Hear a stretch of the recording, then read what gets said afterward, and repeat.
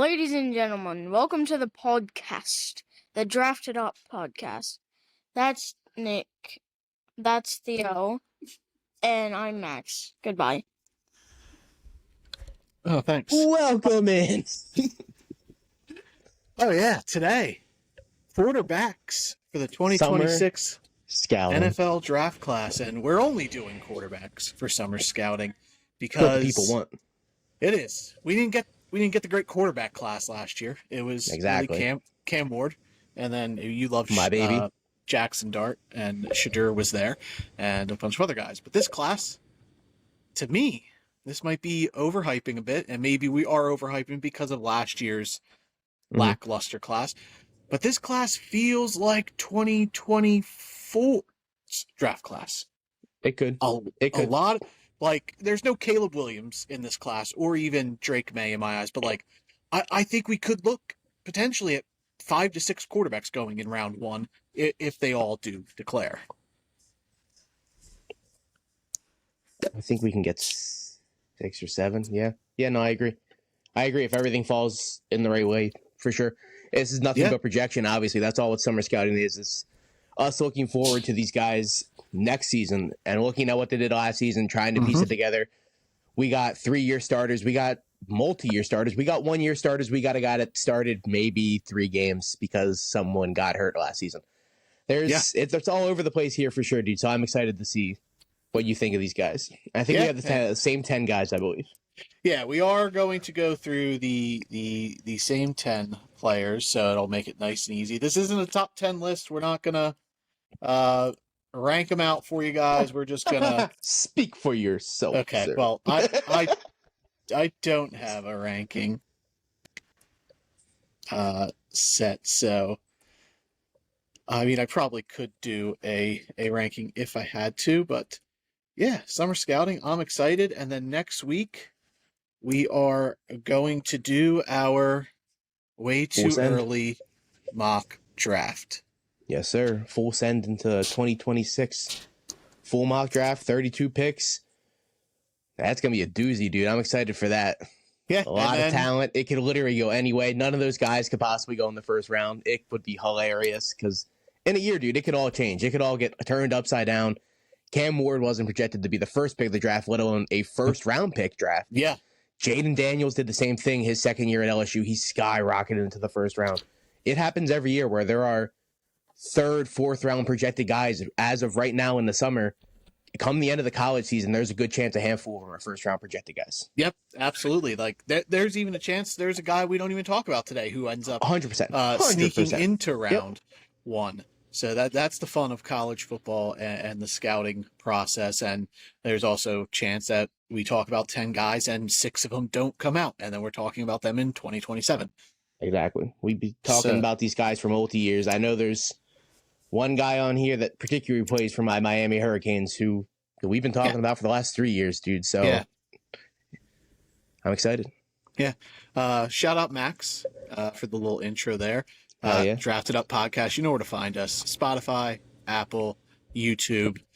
Search Drafted Up Podcast. Like, rate, subscribe, review, all that good jazz. We appreciate the support of you people. We are the Everyman's podcast for football, whether it's fantasy or the NFL draft. We try to simplify things. We don't try to dive too much in the smart football talk to kind of, we try to dumb it down in essence for you guys. Make it a little more easier to listen to than us talking about 4-3 cover zone and then you're over there trying to Google what that is. So we try to make it simple for you guys. So today, quarterbacks, I'm excited, as you mentioned. For sure. I got them all on little pieces of paper. Yeah, Nick's over there. I'll be paging through my notebook. Old school. Yeah, here.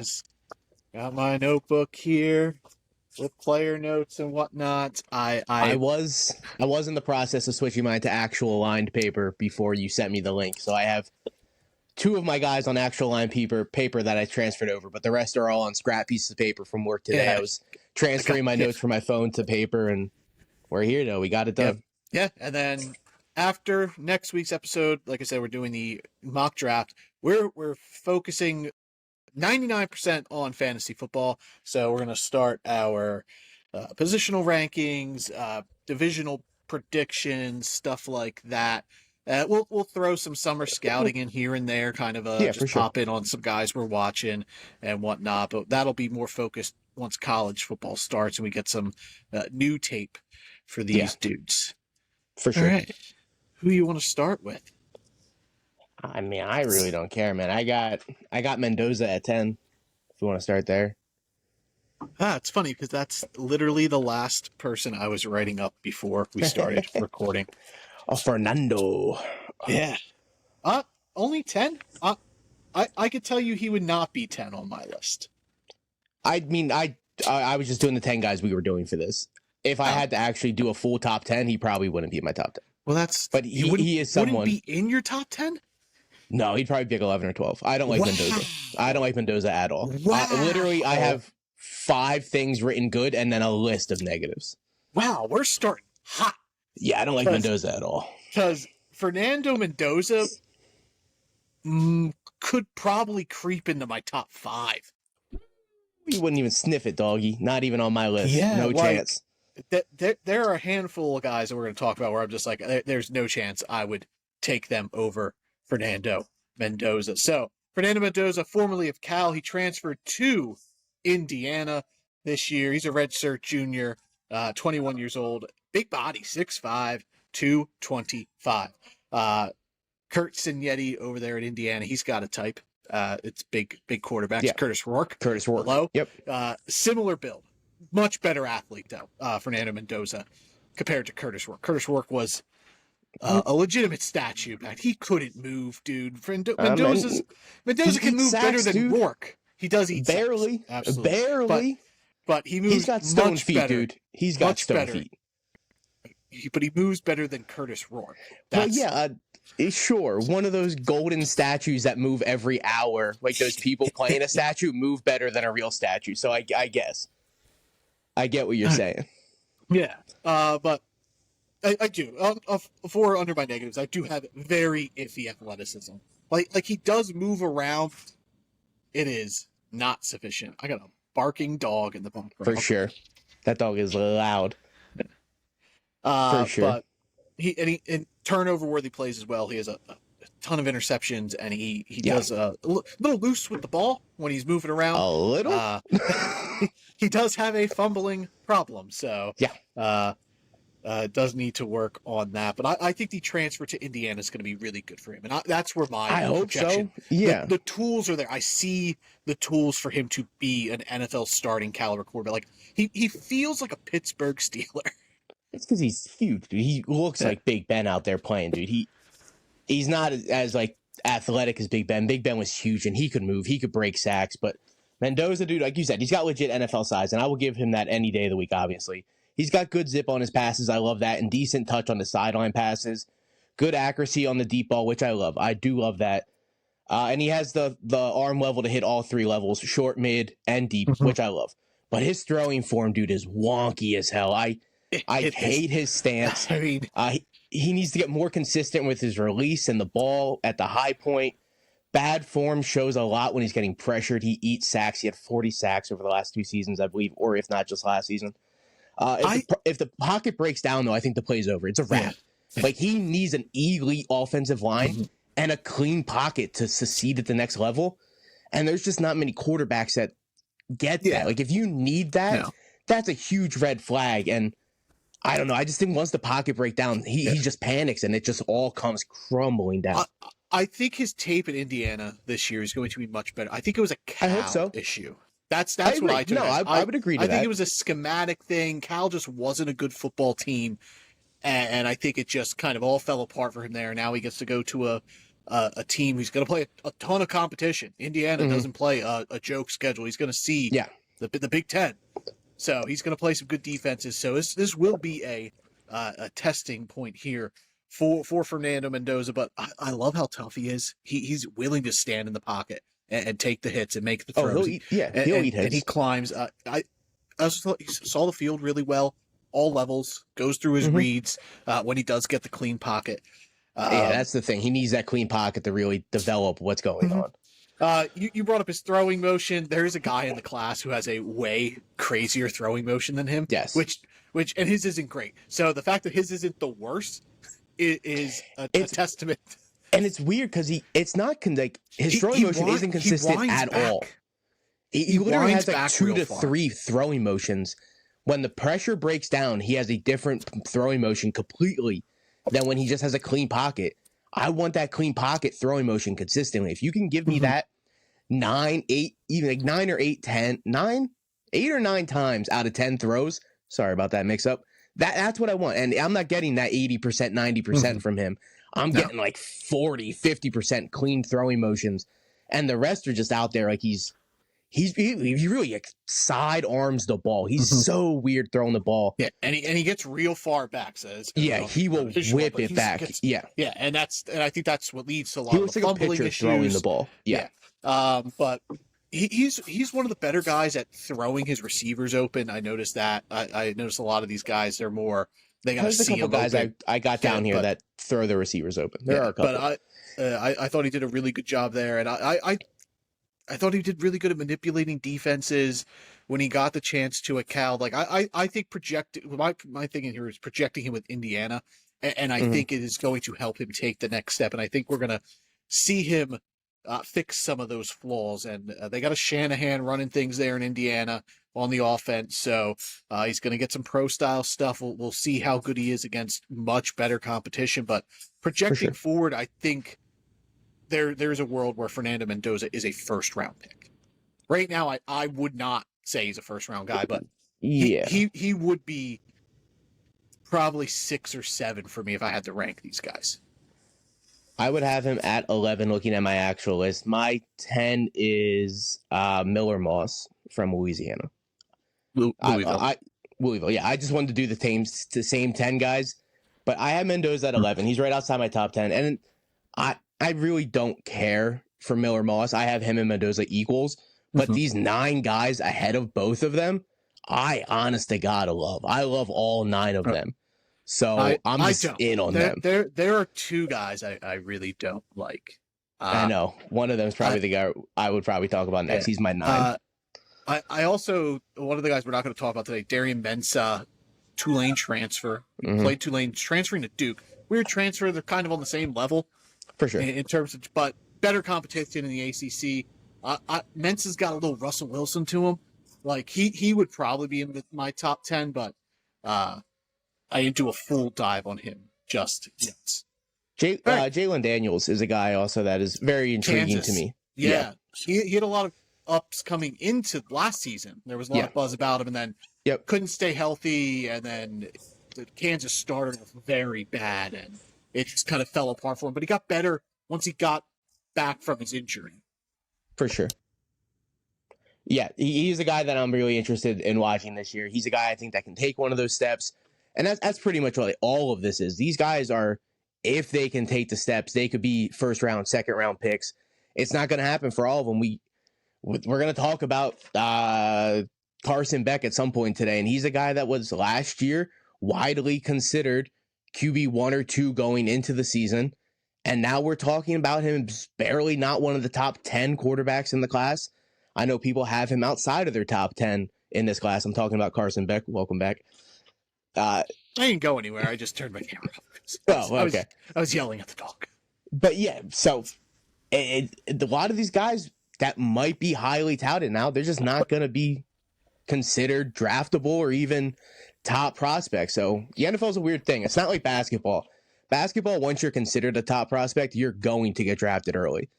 And that's just how basketball goes. But like, if you're considered a top prospect one year and you have a bad year, you're a bad prospect. Football is so hot or miss. Yeah. It's about what you're doing for me right now. It doesn't matter about last year. Yeah, it's because basketball, you got a lot of one and done guys. So. Well, yeah, and you got 15 guys on a roster, and that's way less spots. So of course these guys are going to get drafted. And there's only 2 rounds in the NBA, so that's a hell of a lot less picks in the NBA. Shout out old man Craig Albright. He's one of my guys at work. He asked me if we were going to do an NBA mock draft since we're the Drafted Up podcast. And we're not, but I thought it was amusing. Not over here. Yeah. That's a hard pass. Yeah, maybe some other time, but maybe like circa 2010, Nick could have pulled out an NBA mock draft for everybody. It probably would have been really good, to be honest. But we'll just my love for basketball is NBA. Dude, if we want to go back and restart the NBA from 2000, I'd be in. All right. Who do you want to talk about next here? We might as well go with Carson Beck. He's my 9. Okay, he is one of the guys I do hate. You hate Carson Beck, and I don't hate him. Yes, you do. Don't lie. He isn't last among the guys I've watched. That shocks me. I'm not gonna lie. I'm surprised you like Carson Beck, because Carson Beck to me is Brock Purdy and JJ McCarthy. He is, but I have to support Miami Hurricanes, and it's not that I love Carson Beck. It's that I'm looking at his 2023 Georgia. 2 years ago, Georgia, it was good. It was good. It was good. It was great. And he had that clean offensive line in front of him. And I'm really looking at Carson Beck as a Cam Ward projection here. I'm not saying he's going 1-1. That's not going to happen for Carson Beck, most likely. But he's now in the Miami system, and that Miami system pushed Cam Ward from a 4th-round pick to the first pick of the NFL draft. If that line protects for Carson Beck this year, and he shows even a little bit of better understanding on pressure and how to read blitzes, because to be honest, he looks like Will Levis at times out there reading a blitz, dude. He can't read a blitz at all. He's just like Mendoza. If the offensive line collapses in front of him, the play is over. It's done. And it showed last year at Georgia. He was super sloppy. He was super inconsistent. But if he takes that projection forward with the Miami team that he has around him, Carson Beck could go at the end of the first, Jackson Dart style, 2nd round, Tyler Shuck style. It's not out of the possibility here for Carson Beck. Yeah, Carson Beck transferred from Georgia, like I said, to Miami. Redshirt senior, 22 years old. Great size, 6'4", 220. The first thing I do have listed for negative is blitz pickup and awareness under pressure, ... abysmal. It's not there. Yeah, it's not there. Yeah, he needs the clean pocket, just like Fernando Mendoza. Similar players. I like Mendoza's throwing throwing ability. I think he's got a better arm in terms of strength and accuracy than deep accuracy than Carson Beck. Carson Beck between the hashes in the middle of the field might be one of the 3 best quarterbacks in the class. He rips apart the middle of the field incredibly well. He is a throwback pocket passer, a functional athlete, not the best, but it gets done. When he's got the clean pocket, excellent anticipation, excellent touch on the ball.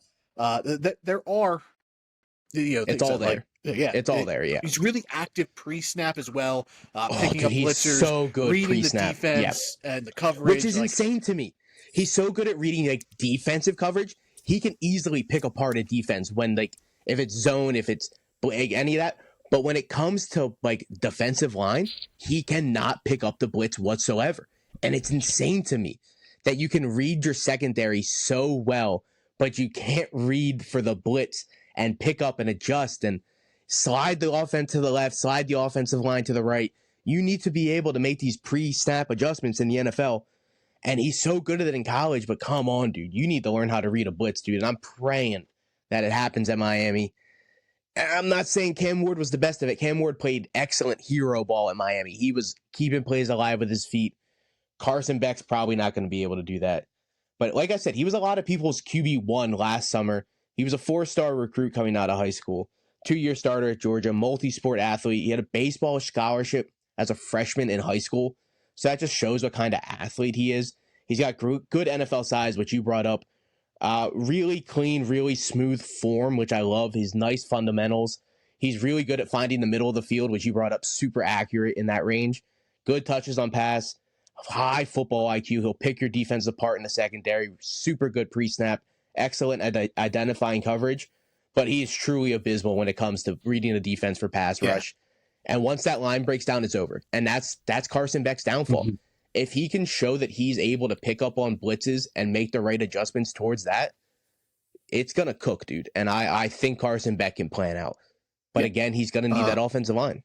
Yeah, he needs a clean pocket. He also needs to trust his instincts. I noticed at times where he had the He's being more confident. He had the throw and he just waited a tick too long Like, he just needs to trust that he can get it into those open windows.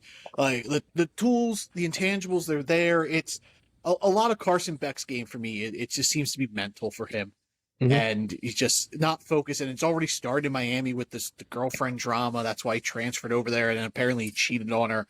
I don't know. But so it's already just like off to a rocky start. So hopefully he can, regain the focus, get his mind on football, and look more like 2023 Carson Beck at Georgia, where he was, like you said, a top 5 projected guy. Yeah, for sure. His 2023 stuff at Georgia was crazy.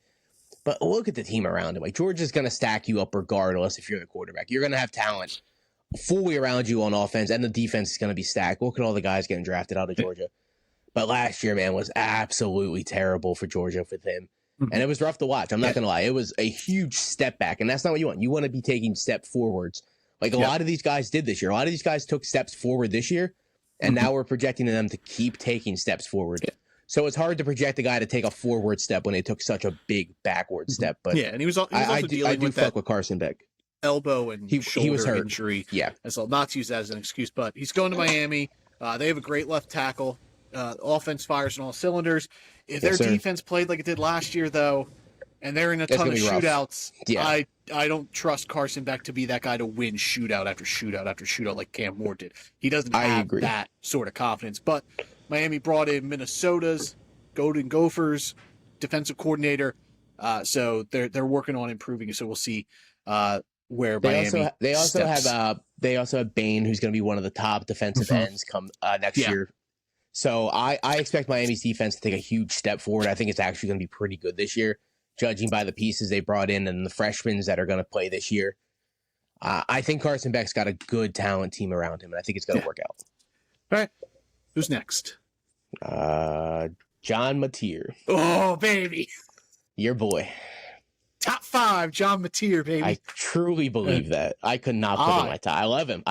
Oh, I do. These 9 guys. He's wild. 8 guys. But yeah, no, dude, he is insane. I'm excited to get into this one. My first line just has nothing to even do with football. It's just chaos coordinator. He's a 2-pound burger with a side of steak fries, a heart attack waiting to happen.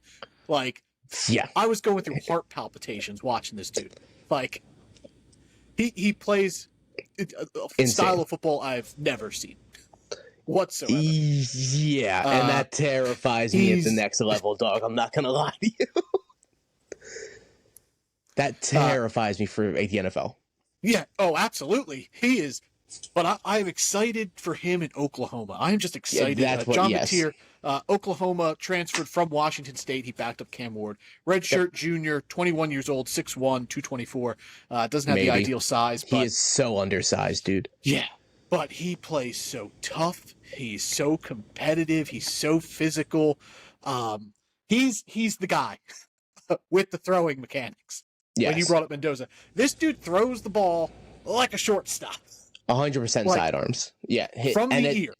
I heard someone refer to him as from the ear Mateer, and that is what he does. There's no arc on this ball. He is just he's holding in the square button in Madden, and everything's a bullet pass. And that, like, the sidearm terrifies me at being 6'1". Like, Mendoza's 6'4", 6'5". So his sidearm passes are still going to have some type of arc on it. Mateer's have 0 arc, and that's not going to work at the next level. And we'll see if it works at Oklahoma, but he needs to figure something out, dude. Yeah, well, same coordinator. Ben Arbuckle was his coordinator at Washington State, is at Oklahoma. I think that's why he transferred there, or vice versa. Arbuckle took the job there. So it's going to be a similar system. But I'm really in on Oklahoma as well. Like, I love their running back, Jaden Ott, who transferred over from Cal. I think he's really good. But yeah, Mateer, he's. I think I'm just letting how much fun he is affect my ranking on him. Like, I'll admit, like, reasonable. I don't think I had more fun watching someone. Like, throwing on the run is so good when he keeps his feet set.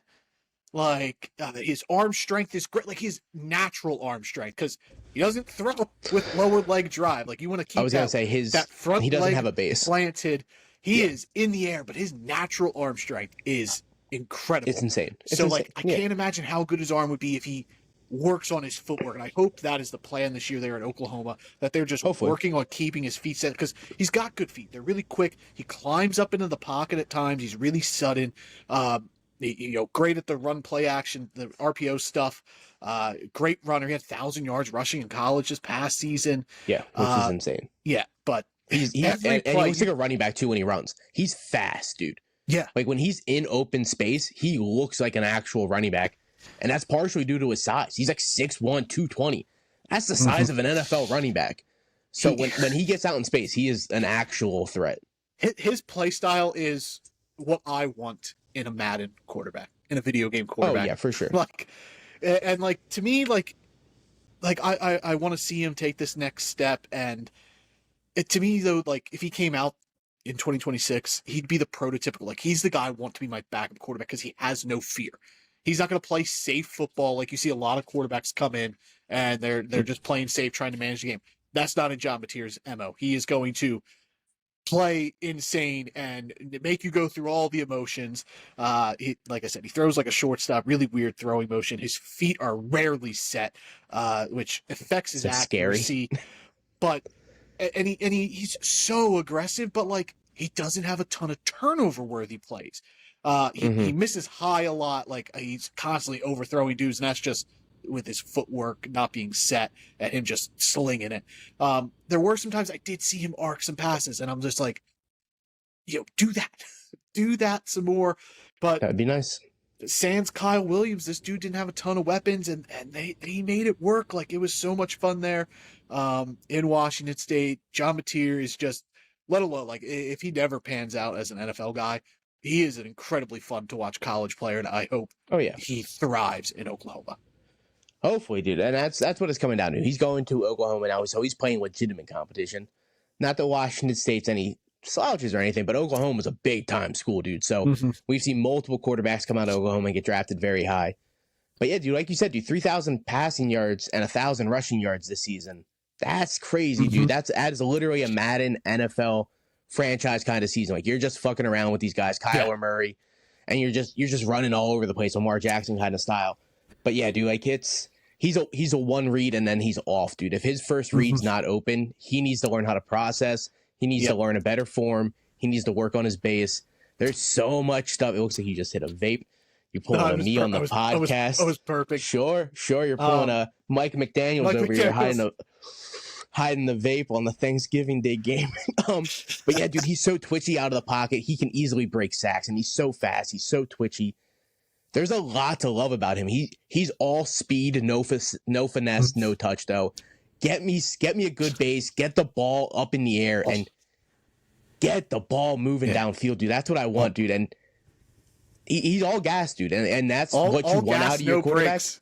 Yeah, 100%. That's what you want out of your quarterback, but there's got to be fundamentals that you need to learn here. And hopefully that happens at Oklahoma. Tone it down. Like, slide, go out of bounds. Just play. There are tones you can play.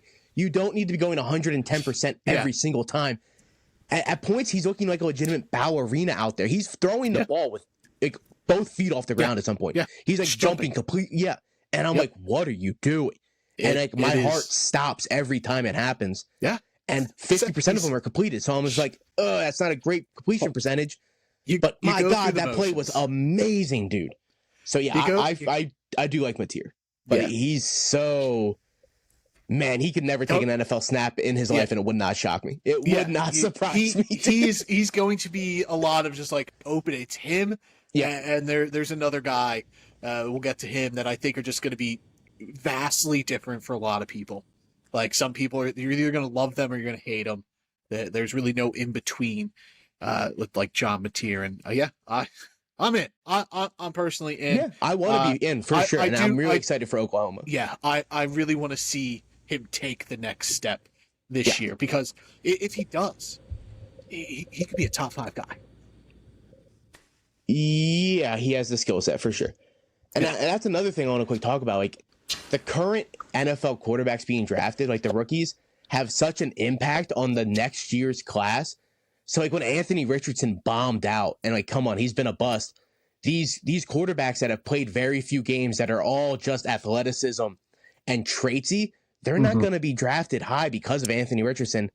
But But let's say Bryce Young comes out and he balls out this year. A very short, not NFL-sized quarterback. If Bryce Young has a really good season, there's a couple undersized kids that we're talking about here today that could be drafted high, because if Bryce Young looks good, hey, man, 6'2", 6'1" doesn't look as bad. But we got guys and that could be in this boat. Same with like Cam Ward. You know, he played that hero ball and if that works, you're going to see a guy like John Mateer or Nico from UCLA. He's my next quarterback. Let's get into it. Okay. Yeah. He's the guy I like the least. Man, he's a lot like all these other guys, dude. If you give him a clean pocket, he's going to ball out. But if that pocket collapses, it's done. I more just want to hear you pronounce his last name. Oh, God. Here we go. This is going to be a goddamn trip. Well, you say, okay, don't say it. Here we go. I have the actual, like, enunciation written because I knew just looking at it, I wouldn't get it. Okay. Nico Aliva. Did I get it? That's not bad. It is Nico Iyame Yava. Okay, I'm just going to say this right now to every listener. I will never in my life pronounce his last name on the podcast, so he is Nico. I'm calling him Nico. His last name literally GTA looks 4 like character, Nico. I'm Olivia. And that's what he did in Tennessee. He bounced. No way, dude. They left him, dude. He was like, I want money, and they're like, go get it somewhere else. I don't even know if it was him. It was like his dad. It was his dad. It was his dad. It's not him. I do fuck with Nico. Yeah, Nico. I will also likely only refer to him as Nico. Tennessee transfer. He moved to UCLA. Redshirt sophomore. 6'6", 220. Him. There's a handful of guys. He's one of them that I kind of hope we're not talking about them in 2026 for the draft cycle. Mm-hmm. I want him to stay. Yeah, he's got to get experience. This is going to be my prediction right here for Nico. He's going to go to UCLA this year, which he did, and I think he's going to have a good season. And I think it's going to be really good. And I think he's going to transfer again. He's going to leave. And he's going to leave UCLA, and he's going to go to a bigger program. And I hope to God he looks good there, man, because Nico, he's a very special kid, dude. He is the most athletic quarterback out of these group we're talking about easily. He's a stretched up Bryce Young. You brought up Bryce Young earlier. Oh, dude, his wingspan's 81 inches, dude. He's like John Jones out there, dude. He's a freak. But he's so athletic. If you stretched Bryce Young and made him 6'6", he would have like the same build as Nico. Yeah, like, for sure. He's not overly big, but he's like lengthy. Like you could tell he was a volleyball player. His arm length, his arm talent. He's got a great arm. He's got raw talent. He's got a lot of growing. He is very Anthony Richardson. Yeah. But good length, good frame. He's got the intangibles. He's really good at off-script extending the play. And I'm glad he went to UCLA because I've brought it up before. I hate watching Tennessee because it's like Ole Miss. They spread everything out. It is Ole Miss. That it makes everything easy to do, and he still struggled with like going through progressions and seeing the field, despite the fact that Tennessee stretched. He didn't progress. He didn't read the defense. He was a one and done. He would read his first read and then take off because of how athletic he is. Yep. That's not going to happen at UCLA. No. So I'm ecstatic to see him this year. Mm-hmm. Yeah, I think if he does succeed, it's going to be very good for him. Yeah, I'm worried that he is just one of those system stretch out, air raid, just one read, take off kind of guys. But a college football quarterback. Yeah, the intangibles are there for him to grow as a prospect, though. He's really streaky, inconsistent. His footwork's bad, especially if he's under a pressure. He has zero awareness. Yep. His decision making and timing's off, but when he gets the chance to extend plays, he's so much better out of structure than he is in structure. And I'll give that he's a creative quarterback. That doesn't work a lot, though. No, and I actually have on here creative, and then one of these quarterbacks I have absolutely not creative. I don't remember which quarterback it was. It might have been Mendoza, to be honest. Drew Aller? Well, we'll get there. But yeah, dude, like the 81-inch wingspan, he's a freak athlete. He runs really well. He picks up a lot of first downs, extends drives. He was a 5-star athlete coming out. Huge arm, nice zip. He'll drill the ball in there, dude. And he's a big body in the pocket, dude. He's willing to just stand there, and then obviously it's going to break down, and then he's going to freak out. So I'm glad he's willing to at least stand in the pocket to make a throw. And he's a very gifted kid, dude, but he has so many negatives too. Like he's super super sloppy under pressure. He can't read a blitz if his life depended on it. He's got really bad processing issues. He's absolutely not accurate under pressure. He'll airmail the ball, but he's got so many traits to develop. And that's why I can't put him higher than this. Like, Anthony Richardson was the third quarterback drafted in this class, I believe. That's not going to happen for Nico. No. Nico should be, but he should stay for sure. They should not be his last year in college. Keep developing, keep playing more games. Don't be Anthony Richardson. Don't come out of college of only playing 14 games in your career because you're just not ready to play with pro athletes. It's a different world, dude. So I think Nico can easily be one of the most gifted athletic quarterbacks in a draft class. I just don't know how high he's going to be drafted. Yeah. If he comes out in 2026, he would have to have a remarkable season at UCLA. And B, like, I don't know if he's a first round guy though. Even no matter how good of a season he has, I think if he blows up, he could be a first round guy. A lot would have to go right for him. Everything would have to go right. Yes, like everything would have to fall right for Nico. Going to talk about that. I didn't want to talk about. Like, I want to talk about them in 2026 for the 2027 draft class. Yeah, for sure. And Nico is one of them. Like, Mateer, I would love if Mateer stayed, but like, if he blows up at Oklahoma, I get him coming out. Mendoza, for sure, coming out in Indiana. Carson Beck has to come out, and then like the other guys are like they should be coming out. But like, there's three dudes who like. You don't think Carson Beck can somehow sneak in a 6 year of eligibility? If he gets hurt, sure. There's four guys that I want to go back. Nico, for sure. Nico's one. Nico for sure. The intangibles are there. His of this group was like the tape I watched the least of because like besides Arch, because there's minimal tape for Arch. Nico's was this because it's going to be way different this year at UCLA compared to Tennessee, and it's just completely different. I really don't think there's a chance he comes out. No, I agree. I think he's going to transfer regardless. I just don't think it's going to happen this year. Really raw talent, ton of upside. Yes. I see the path for him to be great. It's just nowhere near that yet. He has one of the highest ceilings in any draft class, and he has the lowest floor in any draft class for sure. He is so wide ranged, but if he hits, dude, he's going to be an absolute star. He's so athletic. Iya Mele Yava. Yeah, that's not going to happen. Nico. Nico. All right. Next up. Another guy that should stay in college, Lenor Sers, quarterback, South Carolina. Big body, 6'3", 6'4", 240, dude. He is huge. Same page I have my Nico report on. So I think they almost have to be back to back because of just what they are.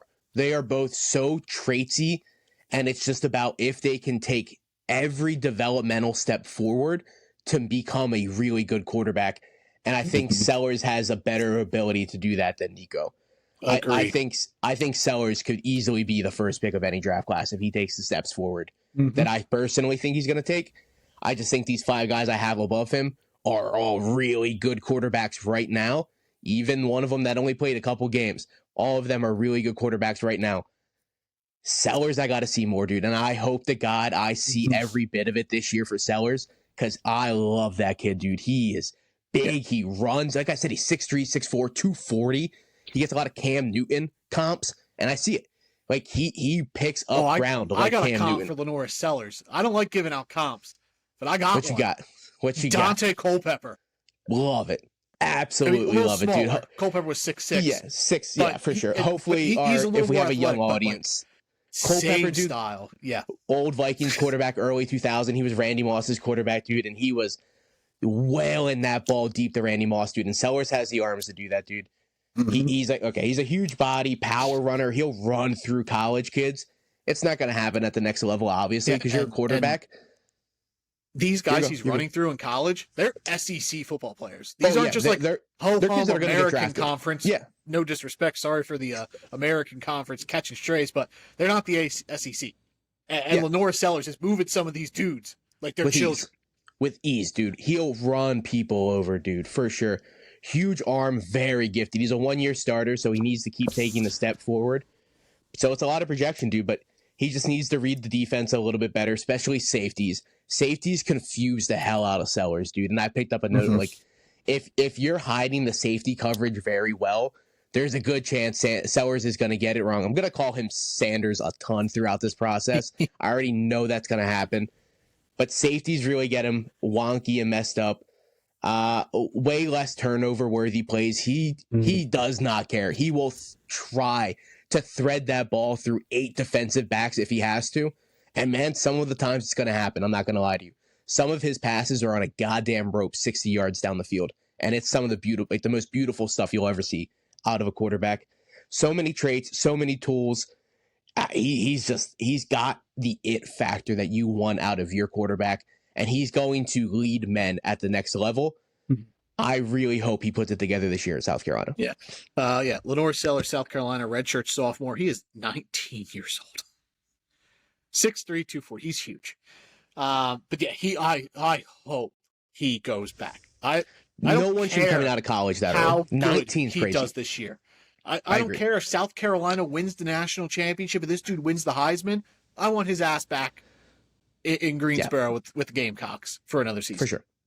But yeah, he is an athletic specimen. He is such a great athlete. His arm, like you said, he just throws things on a rope. Great downfield touch. It's not just strong arm. He's got good touch throwing downfield. Drop it in. Yeah. And decent ball placement all over, but especially downfield, he really drops in the bucket there.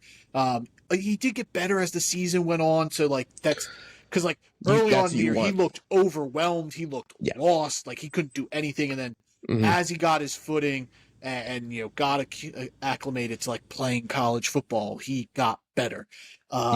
His running ability, like I said, more athletic Dante Culpepper. Like this dude could just get by on that if he can't throw the ball. He can move the pocket and extend the play, and he's strong as hell. Like you said, he's just bodying these defenders like they're high school kids.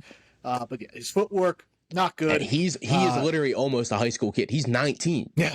Like he's literally the age of 1 year out of high school. I get he's 2 years out. I gotta find some Lenor Sers high school tape and see what he was doing to those kids. I'm sure he looked like Derrick Henry out there, dude. I'm sure he towered over these kids, dude. It's insane. The mid-season point, he started to use his check down just a little bit more. He still does not use the check down nearly enough. He needs to take whatever the defense is going to give him. For sure. There's not a reason to push the ball 60 yards down the field every single play. And I hope to God he learns that because, like you said, he's still 19. But everything he does looks so natural and it looks with ease. And that's what you want out of these kids. Like some of these kids, they're looking forced and they're making plays, but it doesn't look natural. Everything comes to Sellers naturally. And he's 19, so he's going to be 20 this season. At some point, dude, he's going to be taking steps forward, and I think it's going to be this season here with South Carolina. Yeah. If he can, he's a special talent. Yeah, he is going to continue to get better with more experience. He's going to. I hope he cuts back on the turnover plays. Like he doesn't need to be a gunslinger every time. Yeah, but this kid has it, and I hope we're not talking about him in the draft cycle come April. I agree for sure. But if we are, it's going to be because Arch Manning went back to school. And he blew up, and he's just like, I'm just going to go out. So I'm not in the same class as Arch. 100%. Yeah. There's a pathway here for Sellers to come out, and again, it has to just all fall into place. But out of these 10 guys that we're talking about and the ones that we want to go back, Sellers is at the top of my list. Yeah. If Arch comes out here and he blows up, I don't care if he comes out. I don't think he should. I don't think Nico should come out. But I damn well know Sellers should not come out. No. I want another season under his belt for sure. Like the thing that separates him from Nico, you said they were similar in terms of just like their raw abilities, is the fact that like I saw more on tape from Lenor Sers in terms of working a defense and showing the ability to like things that would translate from the college level to the pro level. I saw that at times with Sers. I didn't see it as much with Nico, and that's why I would have Sers in my top 5. I have Sers at 6. I have one spot above Nico, but I have them pretty close, obviously back to back. But like you said, Sellers showed way more ability to read a defense here and there, go through progressions, make the plays necessary, go through your reads. He's got everything that you're looking for a quarterback. Yeah. So hopefully he all just puts it together. Yeah, and he, like what I said with Mateer, like there's going to be 2 guys that are just you feel one way or the other. Sellers is the other guy. Yeah, for sure. I don't think that people are going to be like, Sellers, he's fine. Middle ground. No, you're either going to love this guy or you're going to be like, this guy's game's not going to make it to the next level. Yeah, for sure. People are going to look at him and be like, that's just not going to translate to the NFL. And I get it. It is hard for that kind of play style to translate and stay healthy. Cam Newton did it obviously for years, but his body gave up and it went south quick, dude. Exactly. They hit this wall one year and it's just over. Cam Newton could go from an MVP season to 2 years later being a backup.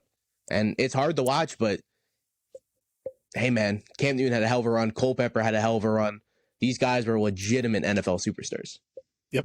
All right, before we jump into our final 5 guys here on our quarterback summer scouting, let's shout out our 2 sponsors. First, Finley Hats. I had my hat on earlier, little shrimp cat. It was getting a little hot in here. I was sweating. Finley Hats are hats built for good times. You got a lifetime warranty, so if your hat is damaged, they will either give you a complete new one if it's destroyed, or they will repair your current hat. They got Stampede laces. You can secure them. You can customize them. They're interchangeable. You can put any colors in there that you want. They got a ton of cool designs, like the shrimp cat hat. I got one back here over the shoulder. It's like a rainbow iguana. A ton of cool stuff. There, they have beanies, hats, dad hats, snapbacks, all that stuff, shirts, shorts, all sorts of stuff over there. So join the Finley Force, and in the description there will be a link that you can click, and first-time buyers will get a nice 15% off their purchase, courtesy of the Drafted Up podcast. So go support our friends, join the Finley Force over at Finley Hats, and check them out. And then, of course, W Energy, jitter-free, crash-free, no sugars, no artificial colors, no dyes, no calories. It's clean, better energy. W, they got a solo leveling collab anime of the year. I got that back here somewhere. Delicious flavor. It's like a blue Hawaiian punch. They have like sour apple, so many unique flavors. They have a strawberry watermelon coconut that they call Tiger's Blood. They got a pomegranate blossom, a mango white peach cooler. So much stuff there over at Dubby. So they have an app. You could search Dubby in your Play Store or Apple App Store, or you can go to their site, dubby.gg. Use the code Drafted Up for a nice, cool 10% discount. That's anytime. It could be your first, it could be your 100th purchase. That will work every single time. So be better with W Energy. Eat that dub. Eat that dub. Quick W review from our boy K-Dog. His lovely wife Abby says her new favorite flavor is the Pom Blom. I don't know if you tried that one. The pomegranate blossom. I have not. I don't know what blossom is. Is that a flower? Like, am I drinking a pomegranate flower? I don't know, but K-Dog says it's very tasty, very juicy, if that makes sense. Okay. But it's his lovely wife's new favorite flavor, so everyone go out there and get that Pom Blom. Maybe I'll add that to my next purchase. I also kind of want to get their s'mores one. They did a s'mores flavor recently. Oh, that's interesting. You're supposed to mix it with milk, not water, so it's sort of like that makes sense. Like a protein shake, but an energy shake. So you had me worried in the first half, but you got me back in the second half. I'm not gonna lie. All right, second half of the list. Who we want to go to next? Sam Levit. Hey, all right. He's one of the other guys that I hope stays in school, but yeah, he's a 1-year starter for sure. I love him. He's got a football family though. I like his background. Yeah, I like him. Yeah, for sure. Sam Levit, Arizona State, transferred from Michigan State, redshirt sophomore, 20 years old, young buck, 6'2", 210. He's a thick 210 though. Doesn't look for sure. He's dense. He's dense. I would say he looks shorter than 6'2", but he's thick. Yeah, he's a thick boy for sure. Yeah.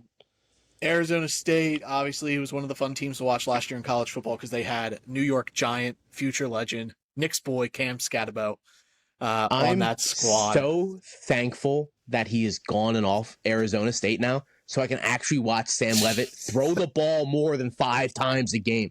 He was in such a run-heavy offense that it drove me insane last season, dude. They have an incredible receiver there, too, Jordan Tyson. Yeah, he's probably my wide receiver one coming in. Hell yeah, dude, I love that. He's good, for sure. But Sam Levit has superstar potential. He has so much room to grow into, like, a franchise quarterback. If you told me he was 6'2", like, not watching, like, if somehow I could only watch his arm throw a football, I would tell you that guy's 6'5". Yeah. His arms are rocket, dude. That ball wails for a 6'2" quarterback. Guys this size don't have arms like this. No. He's got like a Josh Allen arm. He's among any of these other guys with arm talent. It's amazing to watch. He's tough. He's got no fear. Dude, for sure. He watched the Texas game. Like, everybody focuses on Scadaboo there with the throwing up and playing. Like, Levit was taking some hits, and he was playing through it, and he was keeping them in. And this was a team that didn't have the talent that Texas had. Like, Arizona State, you're looking at. I could name 3 guys, and we've already talked about them. Sam Levit, Jordan Tyson, and Cam Scadaboo. They also have a really good corner whose name is just out of my brain right now. But other than that, Texas had studs across the field. Yeah, for sure. Both sides of the ball. And they were hanging. Kenny Whittingham, he has this team coached up well, and Sam Levit and him, they're always butting heads, it seems, but like I think it's just a good relationship. Like, I think that's what it is. I think it's so much respect between each other that it just comes down to like what just happened there, and they just butt head for a little bit, but it doesn't even matter because at the end of the day, the love and respect for both of those guys is just there. Yeah, this dude. I like him on and off the field. He is a dude baller. If he gets experience, like if he comes out in 2027 with Arch, Sam Levit could be my QB1. That's a wild take. Like that. I think he's that good. I do. He's no Arch, dude. Arch it's a matter of progressing though. Like I think Arch, I only have this minimal sample size to use. Whereas it's all there, dude. But Levit, it's not even questionable. Tough, he's accurate, he's really good on the move, extending plays, being off script. He shows the ability that he can go through his progressions when he stays in the pocket. His arm strength is a little inconsistent, but I think he's better middle of the field underneath. His deep ball's he overthrows at times, but it's there. He needs to work on staying in the pocket, which will come with experience. Just let the play develop. Don't bail so quick. And, you brought up with Sellers. Trust your check down guys. Levit needs to do the same thing. Just take the easy play. 100%. You don't need to. Doesn't need to be a home run. You don't have to force a 40-yard pass to try to gain some yards. Just take the chunk yards. It's there. Second down, get the next play. But yeah, Sam Levit, I think the sky's the limit for this dude.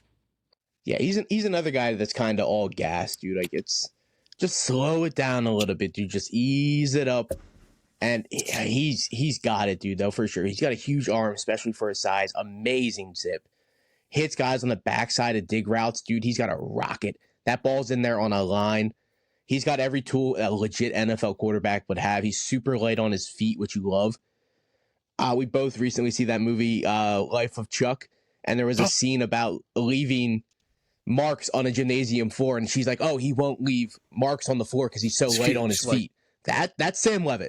This man is a legitimate dancer out there, dude. He is so gifted with his feet. He doesn't get stumbled. He doesn't back down. He knows what he's doing, but he throws off his back foot a ton. That needs to stop. I don't want to see that. You need to... Drake May threw off his back foot a ton, and Drake May's gifted. Stop it. He's 6'2". You cannot be throwing off your back foot, dude. I agree, but short for that. Back foot stuff, I'm less in on that than just like Mateer leaves his feet completely. Oh, 100%. I can get by I wouldn't on even back compare. foot throws. John Mateer also won't leave marks on your gymnasium floor because he's just floating. I was gonna say he's not even on the floor. He's insane. He's up in the bleachers somehow. But I wouldn't even compare Mateer to Levit's stance, dude. Levit actually has a stance, but he's willing to lean back and throw off his back foot, which I don't love. But man, I want things to look a little more natural as well. Just look at ease, slow down, take a breath every once in a while. You don't need to be doing all of this. Just run the offense. I agree. Be good with it. I think he was trying to make up for a lot of it last year because he wasn't given a lot of opportunities. It was literally run, pass, run, the offense ran through pass. Cam Scadaboo. Yeah, and I get it. I hated Cam Scadaboo, but I 100% get why that offense ran through Cam Scadaboo. He got them to where they were in the playoffs. It wasn't Sam Levit. Sam Levit was just along for the ride. Cam Scadaboo carried that, but I think Sam Levit is the ability to take them to where they were last year. I think he can do that. I fully expect him to run this offense with ease this season at Arizona State with the year under his belt. He was a 4-star recruit coming in, so he's no slouch off the streets. He's got it. I just want to see a more natural and at ease quarterback, but I think he's going to be pretty good this season for Arizona State. He might be my QB1. Oh boy, oh boy, oh boy. He's my QB5. Yeah, I'm living life over here, man. I think I would have these next 4 guys all close to the same bucket. John Mateer's QB1 in the heart. But John Mateer? Oh, man, I would take Levit over him, Sellers over him. Just in terms of my favorite guy to watch. Like, John Mateer, if you're just going off tape, that's because his tape's insane, dude. Yeah, he's the most fun. It's like watching Tavon Austin highlights at quarterback. Yeah, he's my dude because he's insane, and I loved it. Never had so much fun watching a guy's tape and like just going through the wild emotion. But in terms of like actual like trying to build a board and a ranking, I really like Sam Levit. I get it. I really like it. I'm willing to say that him and these other 4 guys are going to be legitimate NFL quarterbacks. Yeah. At some point. Yep. He's I think he's a Kevin O'Connell guy. And dude, if you get him like the Kevin O'Connell, a San Fran, a Miami offense, I think he's cooking, dude. I want this dude with Sean McVay. I want him to be the predecessor to Matt Stafford. I mean, there's a lot of guys that I would honestly love with Sean McVay in this draft. I think he can cook with any quarterback. Any quarterback for Sean McVay. Yeah. But Sam Levit and Sean McVay, Super Bowl. It'd be fun to watch for sure. Yeah. But yeah, Sam Levit, like, might be, I don't know. I really didn't build a board, but I think at worst, he's my QB3. At worst. I get it. I truly get it. I get it. I would just take the size of Aller and just the ability of Clubnick over him. I think Clubnick does everything tremendous, dude. Yeah. Wow, we might as well go in the Kade Clubnick for sure. We're just talking about him. Kade Clubnick, Clemson quarterback, senior, 21 years old, 6'2", 210. I liked Klubnick's tape more than I remembered when I watched a little bit of him last year before he dude. Ended up going back and watching this year. Someone like, oh, like I must have missed that, or like I just didn't pick up on it. But I was more impressed than I thought I was going to be, and I think I said that to you. I was like, I watched Klubnick and I didn't hate him. I thought I was going to. I'm going to say he looks like a better Brock Purdy. And I'm not talking Brock Purdy now, who's a $55 million a year quarterback. I'm talking college quarterback. And if you watch Brock Purdy's college tape, it's exactly what he's doing now in the NFL. It's almost identical. But I think he just does everything well as a quarterback. And that's what Brock Purdy does. He's just a smart guy. He's not going to beat you with any of his traits. He's going to beat you with his mind and his ability to get the ball to any open receiver. It doesn't matter who it is. Trust your check down guy. Trust your slant. Trust your middle. And if you got to take the top off the defense, Purdy and Klubnick can both do that. Yeah. I really like Kade Clubnick. Iowa State's quarterback, Rocco Beck, he's a trip too. He is. That guy was throwing some bad passes, and Jaden Higgins was bailing him out a ton. He was getting bailed out tremendously by his receivers. That guy's no Brock Purdy. No. Kade Clubnick, quick processor, really good eyes, really fast, good under pressure, good off script. He protects the ball, doesn't have a lot of turnover where he plays. His accuracy has gotten better every year. He's really good in the middle of the field. Sneaky athletic too. Moves around really well in the pocket. And Purdy does that same thing. Like if he needs to pick up the first, both these guys can do that, dude. I think the upside is there for him to be an elite NFL quarterback. I 100% when agree. I said at worst for Sam Levit being 3, I was excluding Arch Manning because I think there's a 0% chance Arch comes out. Like to me, I'm in the same boat. We might as well get that. I don't think Arch is coming out. Are going to be Klubnick, Nusmeer, and Levit right now. If I had to build guys that had a chance to come out, I agree with that. But until Arch tells me he's not coming out, he's going to be. He's my QB1. He's my QB1. It's not even close. But the Klubnick, I think he's all the traits to be an NFL quarterback. Deep throws aren't the best. He needs to anticipate a little better as well. He's another guy I thought he had to see the guy open to get him the ball. He didn't throw the ball open a lot, or throw his receiver open a lot. He also had a tendency to try to just jump in a hero ball, and it wasn't needed. And his ball placement was a little against the front. solid athlete, processor, smart quarterback. I'm there. I see the world where Kade Clubnick could be the first overall pick of the draft. Yeah, for sure. If someone tells me Klubnik's their QB1, if Arch isn't coming out, obviously, I wouldn't bat an eye at that. I'd be like, okay, he just does everything well. He was a legitimate high school threat, too. Like, he won 3 state titles in high school. 2 as a starter. The other one was a backup. 2-year starter in college right now. Great touch on the throws. He took a huge leap this year, which I love.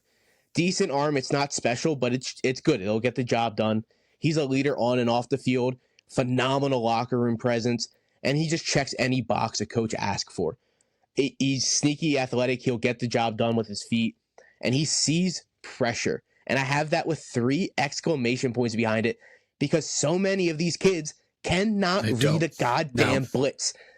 Klubnick will rip you apart if you try to blitz 7. He knows exactly where to get that ball, and it's going to be 10 yards in the middle of the field to a wide open receiver who picks up another 10 for a 20-yard gain. Mm-hmm. Klubnick is so special at just getting the open man the ball and making every smart football move possible. He is so good, dude. And I have Aller and Nusmeer over him. Aller just based off of his arm ability and what he can do. He obviously has way more negativity than Klubnick. I don't think there is a negativity to Klubnick's game. Clemson's also going to be really good. Should be. Clemson is going to be phenomenal this year. Yeah. They got a ton of guys on defense. They got a good receiver. Klubnick's there. Like, there's a chance if Clemson makes this run, Kade Klubnick's going to be a big part of it. 100%. And I also think that falls into Drew Aller as well. Penn State, a lot of their guys came back. They're talented dudes. And look what Aller did in the playoffs, dude. If he does that all season this year, dude, he's cooking, baby. It's that, and like we might as well just go right into Drew Aller, Penn State, senior, 21, 6'5", 236. He was a weird watch for me. There's times where I'm just like, yeah, Drew Aller, QB1, and there's times where I'm like, Drew Aller, not my top 10. Yeah. What? Well, not last season, but the year before, he looked absolutely lost at points. Mm-hmm. And this season, it was still there a little bit, but it was so much less than it was 2 years ago. I love Drew Aller. He's huge. If I had to like project someone to take that Jaden Daniels jump, he would be the guy. It's Drew Aller. 100%. And this will be his 3rd year now as a full-time starter. So he's got a ton of experience. Penn State, always in playoff contention, but they never win the big games, like during the regular season, in the playoffs. Like, they never pull off this big win, and that falls onto Aller. He's the quarterback. So I think it's more coaching. I don't really like James Franklin a ton, but Drew Aller, though, on his resume, not a ton of big wins.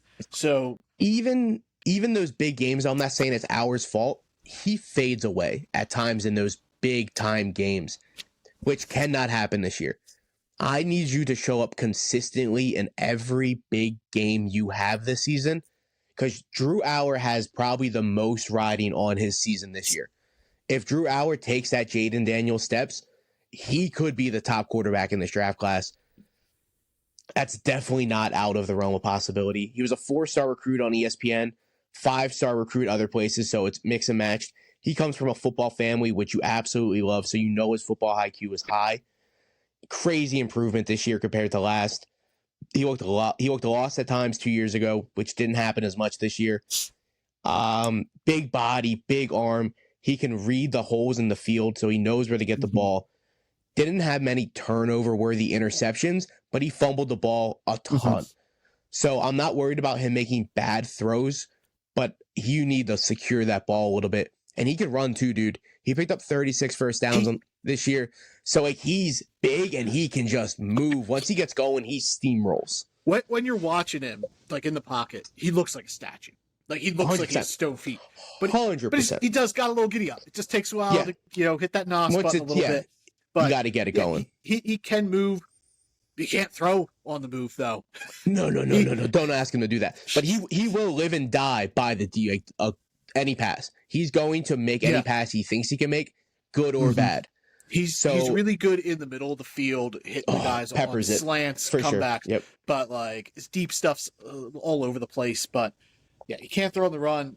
Bad habit again of just having to throw see the guy. He doesn't throw his guys open. Yeah, for sure. Can't play an improv. Evading pressure. He's not great, creative. But no. he protects the football. Doesn't have a ton of turnovers compared to some of these guys. Solid, just prototypical throwing motion. He's got it. Like, you want to watch tape on a guy who knows how to throw a football? Drew Aller knows how to throw a football. Yeah, every time. It's so consistent. Yeah, he generates velocity. He's got good hip movement. He hits his guys in stride, especially in the middle of the field. He's confident. Like, when he's confident, he's so good. Like, he anticipates his throw. He's accurate from the pocket. He knows when to tuck and run and just get those smart yards, Patrick Mahomes style. Just take those 8 yards there, putting it there in front of you, get out of bounds. He does that really well. Goes through his progressions pretty good. Reads defenses. That there's so much room for Drew Aller to be an NFL-ready quarterback. This is going to be a big year. Penn State needs to win 1 or 2 of these big games, and Drew Aller needs to go out there and put this team on their shoulders, not let it be the defense or the run game. Like Nick Singleton, incredible running back. Oh, they're going to run the hell out of the ball this year. Yeah. They've got a transfer receiver in from Troy. I know the weapons weren't there last year, sans Tyler Warren. This Troy receiver's pretty good, so hopefully, like Drew Aller, they put this together and prepare this guy for the future, because the tools are there for Drew Aller. It's just, I don't know if he has that big of a ceiling as like Nusmeer and Clubnick have, in my eyes. Like, I almost think he might have peaked, but it could just be a Penn State thing. Like, they just play really safe, slow, easy football. Yeah, Penn State knows exactly what they do. They play like the Chiefs. They're going to play the system that they know that works right now, and they're going to run the hell out of the ball this year. They have 2 really good running backs that both came back. He gets a lot of shit from people that he can't read pressure. I don't think it's nearly as bad as people think it is. I think he can read a defense, both secondary and blitz. I think he's way better than a lot of these kids in this draft. Sure, it's a downfall versus elite competition like Ohio State and Michigan, but you're playing legitimate NFL talent at the college level. He theoretically should have a better offensive line at the next level because they're all NFL pros. So, man, I really hope Aller takes that step forward. And like you said, I hope he didn't peak. But last year could easily be his peak. He could be the Carson Beck of this season, to where it isn't there this season. They rely on the defense and the run game, and he's just super inconsistent again. Hopefully that's not the case, and he's the Drew Aller we've seen late in the season, and he just takes another step forward. Yeah. I don't really have a knock for him reading pressure. It's more so escaping pressure. He can't do that. He's too stone foot early in the pocket. Like, he really needs to get moving to get any sort of generation running the ball. But I thought he read defenses fine. I agree. For sure. All right. We got 2 left. Nusmeer and Arch. I mean, you might as well save Arch for last, right? All right. Garrett Nusmeer, LSU, redshirt senior, 23 years old, 6'2", 200. This guy, I've been sitting behind Jaden Daniels. He plays like he hasn't been sitting behind. He plays like he's been in a ton of games. He doesn't play like a one-year starter, and that comes from his dad being a legitimate coach, and his football IQ is through the ceiling. There's not a football thing that this guy does not know or how to read. Yep. He is so IQ smart when it comes to football. Yeah. Above average in progression and reads, really high IQ. Yeah. His confidence, he's unfazed. Nothing rattles Garrett Nusmeer. I watched this dude throw a pick 6, and the next play he's still out there slinging it. Like, he forgets. He will live and die by the deep ball. He does not care what's on the table. He's going to go. He is fearless in the pocket. He's got good footwork. Some of the best in the class. I love his pocket game, dude. He's willing to step into the pocket like a lot of these guys don't move up. Had Garrett Nusmeer's footwork. I wish John Mateer had feet. As far as I know, that guy doesn't even have feet. Nubs. He's just got nubs. Nothing passes his ankles. He's just, like you said, he's floating along. Excellent touch, quick release. Like, I don't think anyone puts it in a bucket better than Garrett Nusmeer. Like, his just corner touch to the end zone. NFL ready. And that's a gift. That's a gift because it's so hard. Once you get into the 10, the 5-yard line, it's hard to hit these touch passes because you have to lob them deep in over a corner. And then essentially, like you said, you have to drop it into the bucket. And that's what you have to do for a receiver. You need to get it over a corner over your receiver and then get it into that hand. And Nusmeier's hitting that pass every time, dude. There was a play against South Carolina where he just lobbed it up. It was a real high arc, and I'm just like, what the fuck is this guy throwing to? And just lands in Mason Taylor's perfect throw. It's just, and I'm like, just okay, there. Yep. Okay. You do Who you, am I Garrett? to doubt you? At this point, I agree. I think Nusmeier's... He reminds me so much of Tony Romo. Just like sneaky athletic. He can move around the pocket really well. He can run if he has to. He gets a lot of Baker comps, which I see. I see Baker for sure. Yeah, it's similar play, like fearless, just gunslinger. Like nothing phases him. Yep. No rattling. Garrett Nusmeer. Not great on throwing on the run. Can be way too aggressive. Like he needs to tone it down a little bit because it teeters between aggressiveness and carelessness. Like and that's his biggest flaw. But again, it doesn't phase him. It's not because he's a bad quarterback or a bad player just going out there and trying to make something happen. It's just that he's just trying to show that he's that much better than everybody else on the field. And at times, he is the best player on the field. For sure. He truly believes that he can make any throw in the world. Yeah. And that's what I want out of my quarterback. Yeah, and that he has that. You don't see a lot of running plays on tape from him, but he's a good athlete, moves around well. He's a pretty solid pocket passer, but he can move outside if he But needs I would love to see him this year trust his athletic ability. I agree. And see him run a little bit more because it's a lot like Baker this year in Tampa. Yeah. This year at Tampa, Baker was actually a really mobile quarterback. If you look at his stats, he had 5-6 rushing touchdowns, 200, 300 yards on the ground, which doesn't happen for Baker Mayfield. But this year it happened, dude. And he's sneakily athletic. And if you allow this guy to move around and just be kind of careless with the ball, these longer plays are going to develop. And then these guys are going to be deep down the field, and he can hit them deep, or he can just pick up the 10 yards. He's going to be really good. Yeah, Nusmeer has that backyard, schoolyard type mentality where he's just for sure.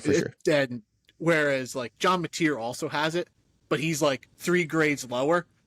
And like they're just like, hey, we need something to happen. Let's put you a quarterback, just make it happen. Whereas like Nusmeer, for sure, he picks you apart.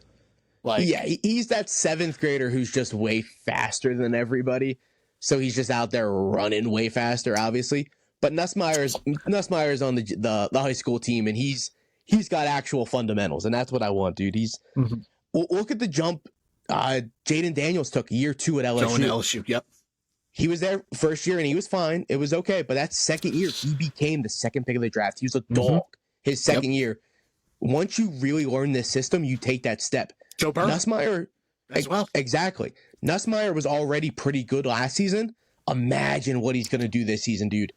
Fully having that year under his belt, I expect Nusmeer to shoot through the rocks, and I don't expect Arch to come out. So Nusmeyer is most likely going to be my QB1 this season. He would be my QB1. Yeah. I was in on him last year. I said he was my QB1. If he had come out last year, he was my QB1 over Cam Ward, over he would have been my QB2 just coming out of last year. But I'm going to say this now as a Cam Ward truther. I love Cam Ward. I think Nusmeyer's taking a step this year where I would have taken him over Cam Ward.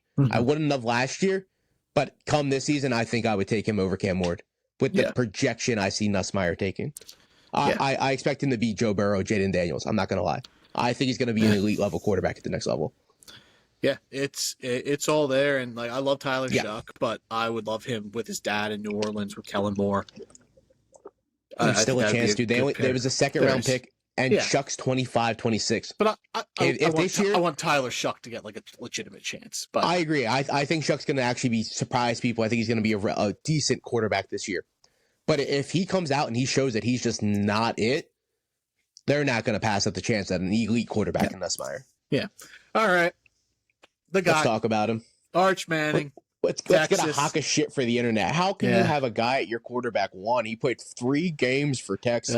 Redshirt sophomore, 21 years old, 6'4", 225. Hey, everybody else says he's their QB1. Like, I don't think I've come across a list where if like they have Arch Manning in coming out as not QB1. It's just like the casual, not even casual, just like internet trolls be like, oh, he doesn't have it's not even the last name thing. It's not. This guy can be named Arch Williams, and he's still going to be my quarterback 1 in this draft class if he comes out, dude. Yeah. And it's not. It is what it is. Anyone that's not putting him there is just trying to get clickbait hot take. Like, hey, I have Arch Manning going fourth quarterback in the draft taken. Yeah. Yeah. Elite tools. Everything is there, and you see it that you want in a pro quarterback. The arm talent, the mechanics, the athleticism. This guy's not his uncles. This guy's not Peyton Manning. He's not Eli Manning. He is not out. He's his dad. He's his grandpa. Archie and Cooper, they can move. Yeah. Well, Cooper was a receiver in college, and that shows. Arch is really athletic compared to Peyton and Eli, obviously. Like, if you just see the last name, you're thinking, oh, he's just going to stand in the pocket and deliver one of the prettiest passes you'll ever see. Well, guess what? He's going to do that. But if you blitz him, he's going to seek out to the outside and pick up 15. Mm-hmm. He's, baby, dude, Arch. There's a reason he was like, I think he was ESPN's like 28th highest rated prospect ever. Yeah. He was the number one recruit in his draft class last year, 2 years ago, 2023. He is this guy, dude. And you've seen it in the 4 games he came in for Quinn Ewers last year. Everything he got better each and every game. Imagine what he's going to do now with a full offseason as a starter reps and then playing every single game, dude. Arch is going to cook come midseason. Yeah. He's going to be amazing. What doesn't get talked about is, like, you could make the spiel. Like, oh, why was Texas playing Quinn Ewers over Arch, man? Like, what do they do? It's dumb. And I agree. But it has to be done. You never heard a word from Arch or the Manning camp. Like, no one ever hey, why is our guy not playing? Hey, we're going to transfer. We want to get him on the field. No, they let him sit, learn from seeing. And now he gets the chance to step in. It's his team now. And he understood, like, hey, this was Quinn's team. I'm not here to step on feet. I'm going to take back and accept my role. And that is well beyond his years. Because 100%. Young kids coming in with this buzz, he's going to be like, why am I not on the field? Yeah. He could have easily went in there and been super cocky about it. And he could have literally went to almost 95% of schools and started. Yeah. And he was perfectly fine going to Texas and sitting behind Quinn Ewers. And like, for 2 years. Quinn Ewers, well, he redshirted, so he really didn't play. But he still sat behind Quinn Ewers. And Quinn Ewers, come on, like, he was an amazing high school quarterback. 5-star recruit. He had all the talk Ohio coming State. in. Yep. He just never really connected and put it together consistently every year. But he's a good kid to sit behind. And I think that's really good for Arch, and I think it's going to really shine in the next, because I think he's going to stay. I think he's going to play 2 years. Yeah. And the Mannings, they stay in school. Eli, senior. Eli Peyton, went his senior. He could have went into the draft. Eli went back for his senior year. He was the projected first pick of the year the year before. And he gave that up. Exactly, yeah. So there's honest chance he goes all 3 years. There's a chance he plays until a senior. Just like Peyton, just like Eli. Go get that degree. Because there's he's making bank regardless of where he's playing, if it's college or the NFL. And he comes from the Mannings. They don't need the money. They're going to get this kid the best opportunity, the best education possible, and give him the best opportunity to succeed in the NFL. And it's going to happen, dude. Now, this is going to be the young kids' generation's Mannings, and I'm so happy for him. Hypothetical. If the Colts get the first pick of the draft this year, does Arch come out? I don't think so. No? Okay. I really don't think so. All right. I really don't think there's a scenario where Arch, I don't think there's out. one. But even like if the Giants didn't draft Jackson Dart and we got the first pick, I don't think he comes out. Yeah.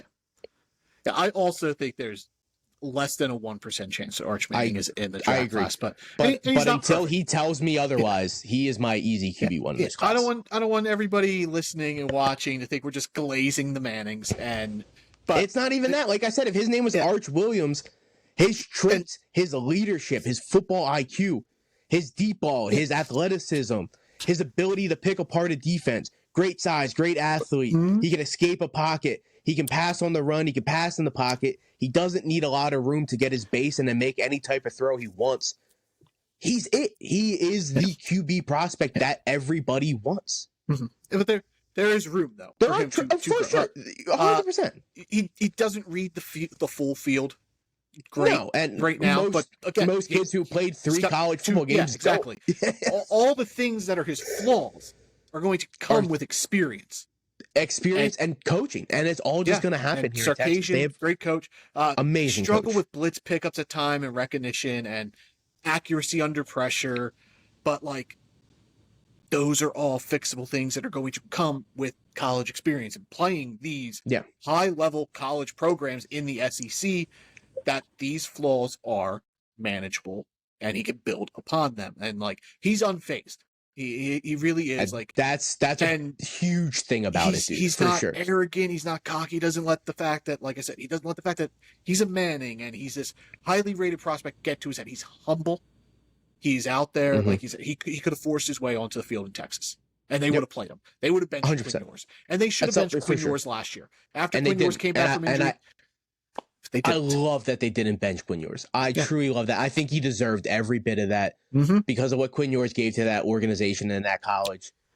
I think everything was handled perfectly by Texas and the Mannings, and I think that's why he's going to play at least 2 years for Texas. Yep. I don't think he's a one-and-done starter. I agree, but he can come out, so we're going to talk about him. Oh, 100%. And he's the name. 100%. He's the name, too. He's the buzz name. Everybody wants to hear everyone's opinion on Arch Manning. And sorry, guys, we're in the same boat as 99% of the other people. Everybody else. He's the dude. And his demeanor is just it. Like, he can make a bad play, and he walks off the field with his head held high. He goes over to the clipboard, he talks to the coach, and then he's back onto the field like nothing even happened. He's super cool, calm, and collective, dude. He doesn't let anything faze him. His head is 100% in the right space at every single time. And that falls on the line with Peyton and Eli. They were 100% invested in the football game that they were playing. They were not thinking about 2 drives before what they could have done. Oh, if we score here, we could do this the next drive. No. The snap that's happening right now is my 100% focus, and I would be damned that I'm making sure I'm doing the best ability possible. And I think Arch Manning at Texas is going to absolutely cook this year. Yeah, I am so excited to like actually watch him for a full season. Sure. Yeah, and I'm super excited for Arch. Tape on this guy. Oh yeah, for sure. The full year for Arch, I really want. I want another year out of Sellers for sure. Nusmeer, the second year in LSU, dude. This QB class could be absolutely stacked. If Arch for some reason comes out, Sellers blows up, he comes out. Nico is just an athlete. He has a good season, he comes out. We're looking at all these freak athletes. We're looking at good pocket passers. We are looking at a super deep developed quarterback class.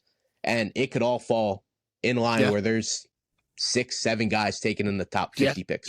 Even if like Arch stays, Levit stays, Nico and Sellers stay. You have Clubnick coming out. You have Nusmeer coming out. I love John Mateer. I think he, if everything goes right in Oklahoma, he could teeter into the first round. You know, there's a ton of talent in this class, and that's not even talking about the guys that we didn't talk about. That we haven't even talked about yet. I think there are 5 to 7 other guys that could easily be draftable. Yeah. So we're looking at 17 quarterbacks that could possibly get drafted next season. That's a ton. Yeah. That's unheard of. Deep, exciting class, and it is. I had so much fun watching these guys. And another guy. Did you watch Diego Pavia from Vanderbilt? I did watch Diego. He is for sure the worst quarterback, but he is. He's a vibe. He's a vibe. Yeah, 100% vibe. Player. I want this guy in college for the rest of his career because he is a fun college quarterback. No chance in the NFL. He will never be an NFL quarterback. If he makes it into the NFL, it'll be switching positions. But he's a vibe. He's so much fun, and I can't wait to watch him in Vanderbilt in what is like his 8th college season. Yeah, for sure. Arkansas's got a quarterback, right? Taylor Green's got a ton of upside, but he's another high upside guy. Exactly. He's explosive. He's crazy. That boy. We're looking at all these guys. Obviously, there's a good chance 6-7 of these guys just absolutely don't hit their mark, and they backpedal and they take a huge step back. But I'm in on so many of these quarterbacks this season. So I'm really in for the college football season this year. Normally, I don't like buying into the propaganda of like it's a quarterback. The hype on quarterback, yeah, for sure. But like, for sure. There's so much more like excitement and build when you have like a good quarterback class. It makes you excited for the rest of the draft class. Yep. And like, I'm buzzed for some of these running backs coming out. Like they don't compare to last year's class, but there's some good backs coming out this year. Singleton, Jeremiah Love, Jaden Ott, Katron Allen, Darius Taylor from Minnesota. I get to talk some Golden Gophers this year. I am excited for this draft class, but we could talk about that next week. We're going to do our mock. We're finally doing it. A too early 2026 mock draft. And then it's fantasy football time. Fantasy football time. We're here, baby. All right. The fantasy football junkies were out. But I truly believe that if last year's draft class had 2 quarterbacks on the level of Cam Ward, 2 more, so 3 quarterbacks on that level, it would have been a historic draft. Yeah. With how deep the defensive line was, how deep the running back was, the tight ends at the top of the class. The draft was absolutely stacked until the really 4th round. Receivers. Top end receivers. Yeah, exactly. And I think there's a chance Travis Hunter and Tet all blow up. Even Golden, dude. I'm not huge on Golden, but I love last year's draft class. If you would have added 2 of these quarterbacks to that class, it could have been a historic draft class. If Klubnick and Nusmeer somehow came out, obviously Nusmeer couldn't have come out, but a guy on Nusmeier's... Yeah, he's a senior. I thought he was only played 2 years. No, he was a redshirt junior. He just hasn't played. He's just been a backup. Oh, okay. Yeah. I thought he was a redshirt. And Aller could have came out last year. Oh, I know Aller could have came out. That would have terrified me if Aller would have came out. As well could have came out. Carson Beck could have came out in 2018, dude. All right, he's our Bo Nix this year. He's our old guy. He kind of is, and guess he was a big Bo Nix guy, baby. Yeah. All right, drafted up podcast. I'm in on that Carson Beck, baby. Summer scouting, quarterbacks, and we'll touch base, just guys here and there. We won't dedicate a whole episode, most likely, to positions. No, we'll essentially go back to like ending an episode with a college kid here and there. Yeah, for sure. Yeah. All right. Just giving our deep dives on college guys, baby. Yeah.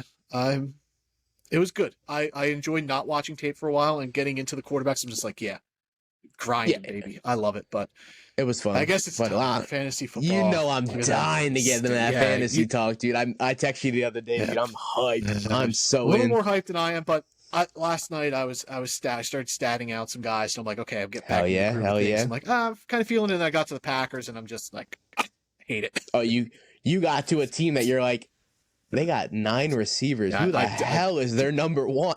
It was a struggle. Well, we'll find out. Spoilers. We'll not tell you, but you'll find out who our favorite Packers receiver is. We'll talk about that.